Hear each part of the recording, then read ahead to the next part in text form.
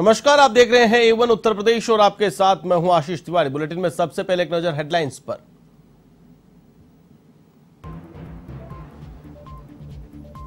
CM योगी की गन्ना किसानों को सौगात, कृषकों को अंश प्रमाण पत्र किए वितरित।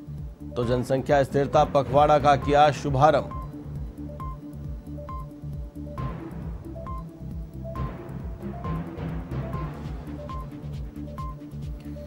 सीएम योगी आदित्यनाथ का जालौन दौरा, बुंदेलखंड एक्सप्रेस वे का करेंगे निरीक्षण, तो पीएम के कार्यक्रम स्थल का लेंगे जायजा। अधिकारियों व जनप्रतिनिधियों से लेंगे फीडबैक।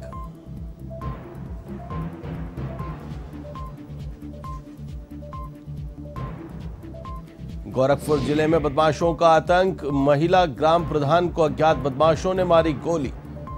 घायल ग्राम प्रधान को मेडिकल कॉलेज में कराया भर्ती, एसएसपी ने लिया जायजा।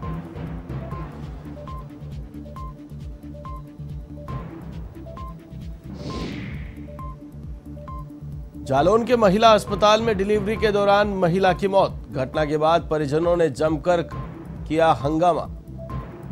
चिकित्सकों पर पैसे लेकर भी सही से इलाज नहीं करने और लापरवाही बरतने का आरोप।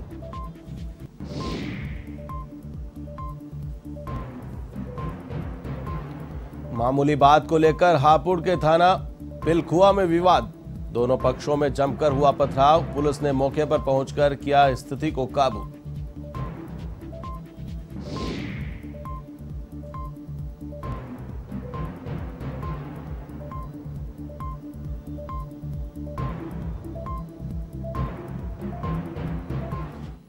और अब खबरें विस्तार से। सीएम योगी आदित्यनाथ ने लखनऊ में जनसंख्या स्थिरता पखवाड़े का शुभारंभ किया। इस दौरान सीएम योगी ने कहा कि मातृ मृत्यु दर और शिशु मृत्यु दर में उत्तर प्रदेश ने पहले की तुलना में अपने रिकॉर्ड को अच्छा किया है, लेकिन इसे और बेहतर करने की जरूरत है। आपको बता दें कि राज्य सरकार के निर्देशानुसार विश्व जनसंख्या दिवस के उपलक्ष्य में 11 से 24 जुलाई तक जनसंख्या स्थिरता पखवाड़ा मनाया जा रहा है।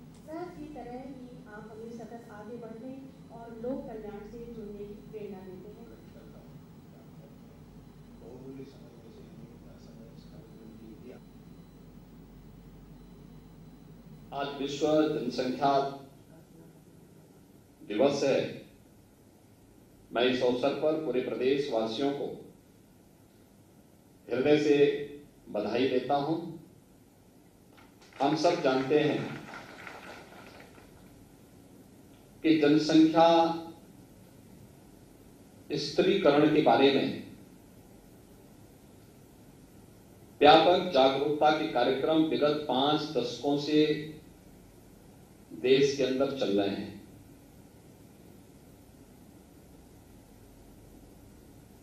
एक निश्चित पैमाने पर जनसंख्या इस समाज की उपलब्धि भी है, लेकिन ये उपलब्धि तभी है जब समाज स्वस्थ और आरोग्यता की स्थिति को अपनी जागरूकता के माध्यम से प्राप्त कर सके। स्किल मैन पावर अगर हमारे पास है तो समाज के लिए उपलब्धि होती है, लेकिन जहां पर बीमारी हो, अव्यवस्था हो, पर्याप्त संसाधनों का अभाव हो, वहां पर जनसंख्या विस्फोट अपने आप में एक चुनौती भी होती है। 100 करोड़ जनसंख्या होने में दुनिया को, मानव सृष्टि को लाखों वर्ष लगे होंगे,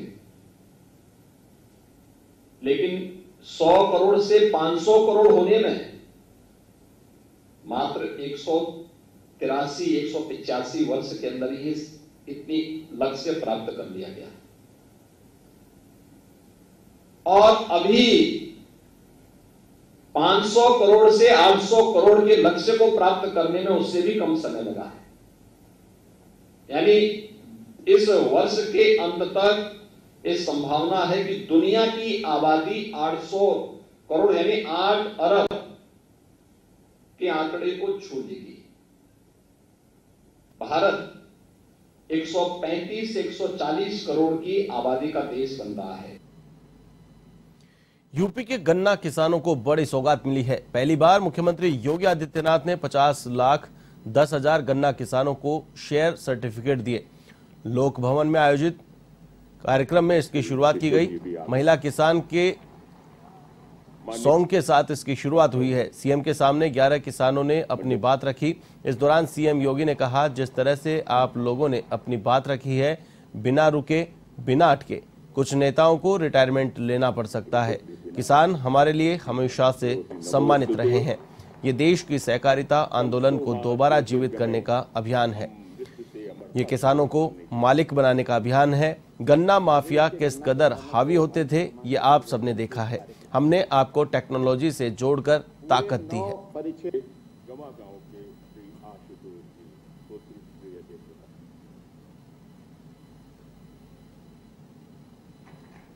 अन्नदाता किसान हमारे लिए सदैव से वरीय रहा है, सम्मानीय रहा है।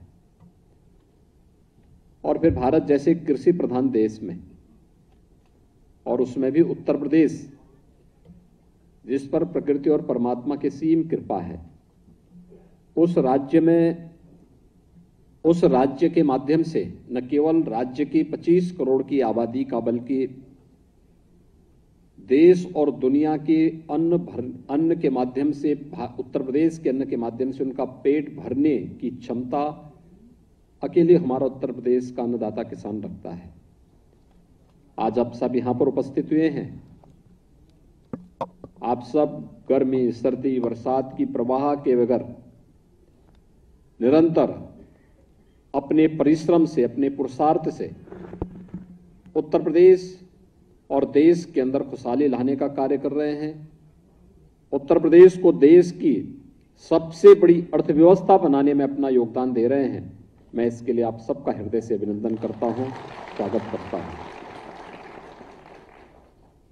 भाइयों बहनों, आज का यह कार्यक्रम बहुत महत्वपूर्ण कार्यक्रम है। देश की सहकारिता आंदोलन को पुनर्जीवित करने का एक अभियान है। और हमारा अन्नदाता किसान वह किसी के सामने हाथ फैलाएगा नहीं, बल्कि जहां पर जिस व्यवस्था के साथ वो जुड़ा है, उस व्यवस्था का मालिक बनाने का एक अभियान भी आपके लिए है। और ये आपका परिश्रम और पुरुषार्थ तो है ही, लेकिन मैं भी यहां पर अपने जिन किसान बंधुओं ने अपने विचारों को रखा, लगभग ऐसे 11 किसान भाई और बहनों ने अपनी बात यहां पर रखी थी। ऐसा कोई कह ही नहीं सकता कि किसान है, यानी किसान तो हैं, लेकिन जिस वाक्पटुता का परिचय उन्होंने दिया वो अत्यंत अभिनंदनीय है। मुझे लगता है कि आप ऐसे बोलने लग जाएंगे तो तमाम नेताओं को रिटायरमेंट की तरफ जाना पड़ेगा। फिर से उत्तर प्रदेश को एक और एक्सप्रेस वे की सौगात मिलने जा रही है। प्रधानमंत्री नरेंद्र मोदी जालौन में 16 जुलाई को बुंदेलखंड को दिल्ली से जोड़ने वाले एक्सप्रेस वे का लोकार्पण करेंगे। मुख्यमंत्री योगी आदित्यनाथ आज बुंदेलखंड एक्सप्रेस वे का स्थलीय निरीक्षण करने के साथ ही उस स्थल का भी जायजा लेंगे जहां पर प्रधानमंत्री का कार्यक्रम आयोजित होना है। सीएम योगी जालौन के उरई में प्रस्तावित सभा स्थल का निरीक्षण करेंगे। वहीं इस दौरान शासन तथा जिला प्रशासन के शीर्ष अधिकारियों के साथ तैयारियों की बैठक लेकर समीक्षा करेंगे।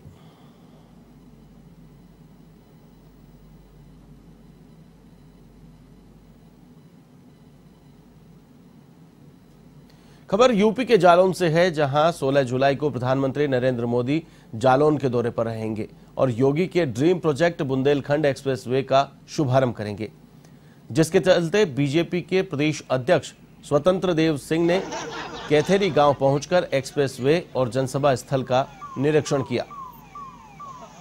साथ ही अधिकारियों के साथ समीक्षा बैठक की और दिशा निर्देश भी दिए। वहीं उन्होंने कहा कि एक्सप्रेसवे शुरू होने से यहां के लोगों के लिए रोजगार के अवसर बढ़ेंगे। साथ ही एक्सप्रेसवे बनने से लोगों का चित्रकूट से दिल्ली का सफर आसान होगा।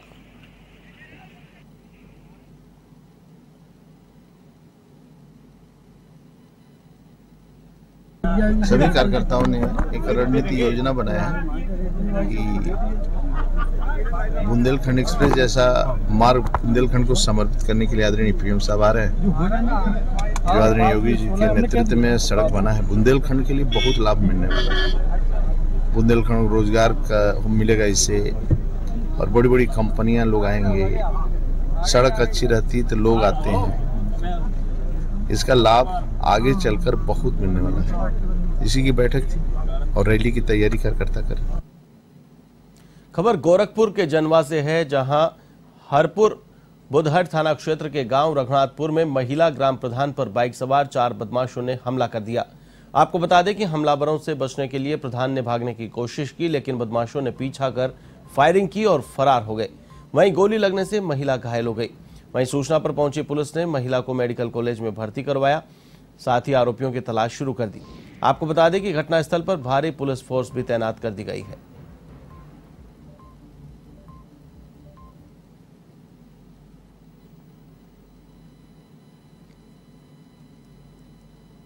जनपद गोरखपुर के थाना हरपुर बुधट के ग्राम रघुनाथपुर से आज शाम में एक सूचना प्राप्त हुई कि वहां की वर्तमान प्रधान दुर्गावती देवी, जो कि अपने घर के बाहर बैठी थी, कुछ व्यक्तियों द्वारा उनके ऊपर फायर किया गया है। परिजनों द्वारा तत्काल उनको हॉस्पिटल में शिफ्ट किया गया, जहां से उनको बीआरडी मेडिकल कॉलेज के रेफर किया गया है।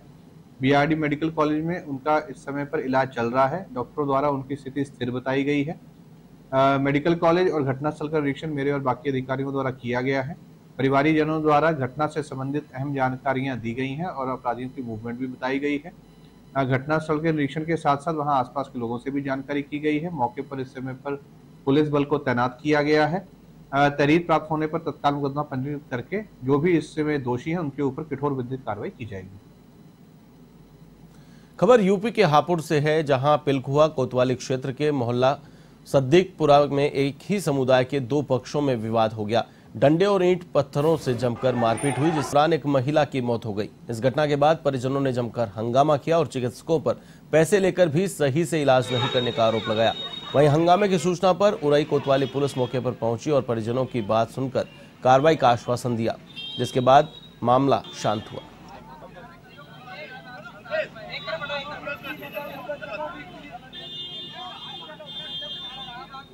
मैंने डॉक्टर, उन्होंने कहा एक बार कहा कि डॉक्टर से बात करा दो, हमारे कागज बन गया, रिफर हो गया, हम लोग भेजे देते हैं। तो उन्होंने एक बार वालों से बात करने के बोले कि प्राइवेट गाड़ी ले जाओ। प्राइवेट गाड़ी क्यों ले जाए?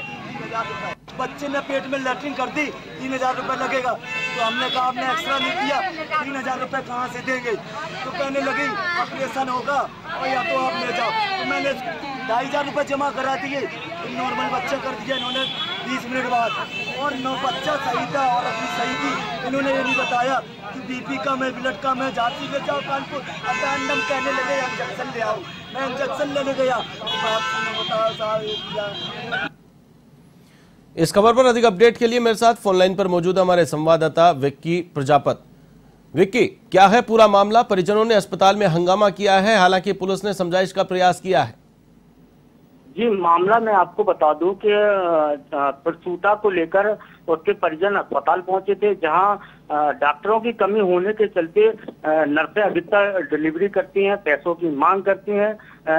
उसी दौरान जब बच्चे की डिलीवरी हुई, डिलीवरी तो नॉर्मल हो गई, लेकिन उस दौरान बच्चे की डिलीवरी के लिए पैसे मांगे गए। पैसे नहीं होने के चलते बच्चे को जल्दी जल्दी डिलीवरी कर दिया गया। इसी दौरान जो प्रसूता थी उसकी मौत हो गई।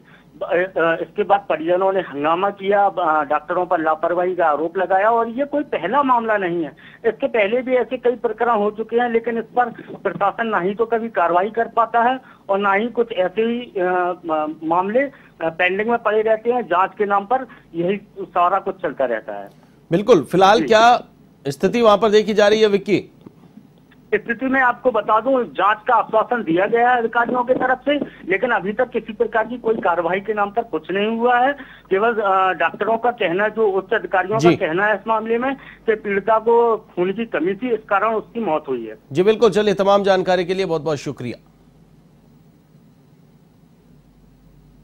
खबर यूपी के सुल्तानपुर से है, जहां कादीपुर में प्रेम प्रसंग के चलते एक युवक को बदमाशों ने गोली मार दी और घटना को अंजाम देकर बदमाश मौके से फरार हो गए, जिसके बाद राहगीरों ने पुलिस को घटना की सूचना दी। वहीं सूचना पर पहुंची पुलिस ने घायल को अस्पताल में भर्ती करवाया। जहां हालत चिंताजनक होने पर डॉक्टरों ने उसे ट्रॉमा सेंटर लखनऊ रेफर किया, जहां चिकित्सकों ने उसे मृत घोषित कर दिया। फिलहाल पुलिस घटना की जांच में जुट गई है।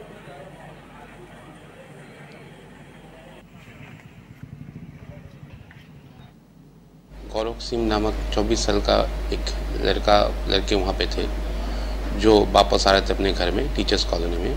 तो उसी समय उसको पीछे से किसी ने गोली मार दिया। सीएचसी से रेफर करवा के तत्काल में लखनऊ भेजा गया, जहाँ पे किंग जॉर्ज मेडिकल यूनिवर्सिटी के ट्रॉमा में उनको मृत घोषित कर दिया गया। इस जो ये लड़का है जो विक्टिम है उसके खिलाफ काफ़ी सारे आपराधिक मुकदमे हमें प्राप्त हुए हैं, जिसमें एक मुकदमे में 376 और पॉस्को में भी इनके खिलाफ चार्जशीट लगी है, जो माननीय न्यायालय विचाराधीन है। 3 टीमों की गठन कर दिया गया है। जो स्पेशली जो हमारी क्राइम टीम है उसको भी इंगेज किया गया है। उम्मीद है जल्द से जल्द इस घटना की अनावरण हो जाएगा। धन्यवाद। खबर यूपी के बस्ती से है, जहां एक युवा ने किसानों के दुख को देखते हुए मिल को चलाने का बीड़ा उठाया है। आपको बता दें कि किसी जमाने में बस्ती जनपद को चीनी का कटोरा कहा जाता था, लेकिन धीरे धीरे चीनी मिल बंद होती गई और बस्ती की नकदी फसल गन्ना से किसानों का मोहभंग होता चला गया। गन्ना किसानों के इस दर्द को देखते हुए बस्ती जनपद के एक युवा ने दोनों चीनी मिल खरीदने के इरादे से जिला प्रशासन और मिल प्रबंधन से बातचीत की, जिसको लेकर सरकार से एमओयू का भी करार हो चुका है और जल्द ही मिल की चिमनी फिर से गर्म होकर इलाके को रोशन करेगी। आपको बता दें कि कमरुद्दीन नाम के एक व्यापारी ने इस मिल को चलाने का बीड़ा उठाया है और गन्ना किसान, मिल कर्मचारी और मिल पर बकाया बिजली बिल सहित कुल 84 करोड़ का भुगतान करने का भी सरकार से वादा किया।